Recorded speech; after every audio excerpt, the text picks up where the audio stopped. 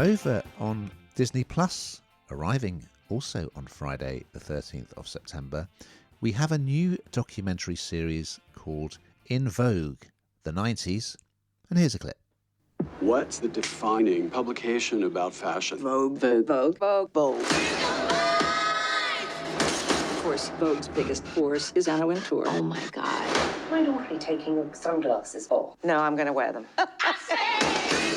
In the 90s, everything was changing. It was a whirlwind, way too messy, a crazy, amazing, astonishing time.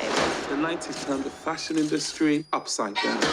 I mean, everybody knows Vogue, don't they? And it's a sort of pages of unobtainable joy that you look at and think, gosh, who can possibly afford these wares? But actually, you want it sitting on your coffee table. And Vogue has been through a bit of a roller coaster ride, and this is.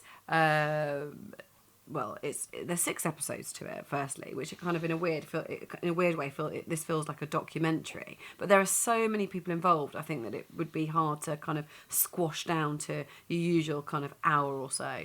And this tells the story of the fashion industry during the 90s. And I suppose that interests me as well because, you know, the 90s was sort of my era, I suppose.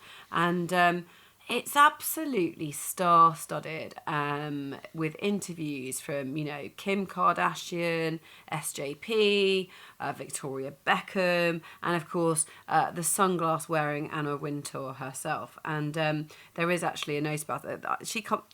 I found her quite interesting in this actually because you kind of you imagine what someone's actually like. And you know, she's obviously a kind of a fiercely strong, powerful woman.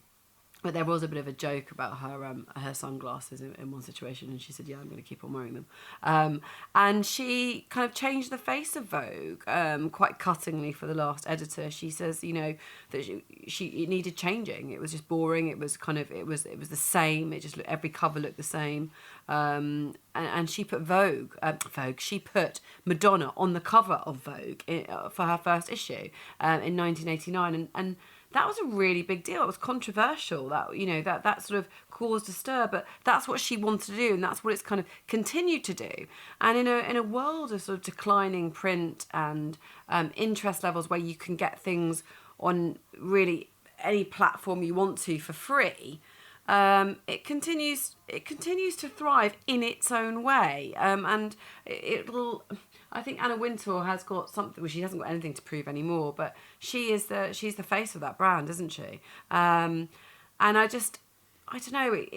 I found it quite interesting. I also found it interesting hearing from the top designers who are included in there, like Stella McCartney, Marc Jacobs, hearing from them and what it means to them to be a part of something that is so big, because it's quite hard to believe that you are, in some instances, bigger than them. They want you, they need you, and you have that power. And we've seen some incredible shoots from Vogue. As I say, it all feels very unobtainable. I don't look at it and think, oh yeah, I can relate to this. But it is that coffee table thing where you just look at, and they do some amazing shoots with some incredible access. So from what I have seen so far, I did find it quite interesting. And I mean, I'm sure it's quite contrived, definitely. In lots of places, we don't see the real people. I'm sure there are lots of episodes behind the scenes that we will never be party to. But you certainly see more than I feel I've seen before. What did you think, Ian? Well, I'm not particularly interested in fashion. It may surprise you to hear that, Hannah. But I absolutely loved this. And in fact, I went straight on to episode 2 because I had enjoyed it so much. It's the era of kind of the collision between fashion and the music business, isn't it? So there's quite a lot about that. Mark Wahlberg did a Calvin Klein campaign. And then, of course, they've got the George Michael video where he got all the supermodels. He wasn't in the video himself. It was just the supermodels, I think it's the big 5 of that time, lip syncing. So that was very interesting. And then you've got the kind of the era of the supermodels when they became real celebrities. And then suddenly in comes Kate Moss, who was recruited by Calvin Klein for a campaign. And the so-called heroin chic, which was quite controversial look. Yeah, there's lots of interesting characters in the fashion industry and in the fashion publishing industry, as you will know. I particularly enjoyed the stuff about Galliano and also Alexander McQueen. Really interesting. You don't have to be a fan of fashion to get, or even ever to have read Vogue, to get a lot out of this. I think it's really well done.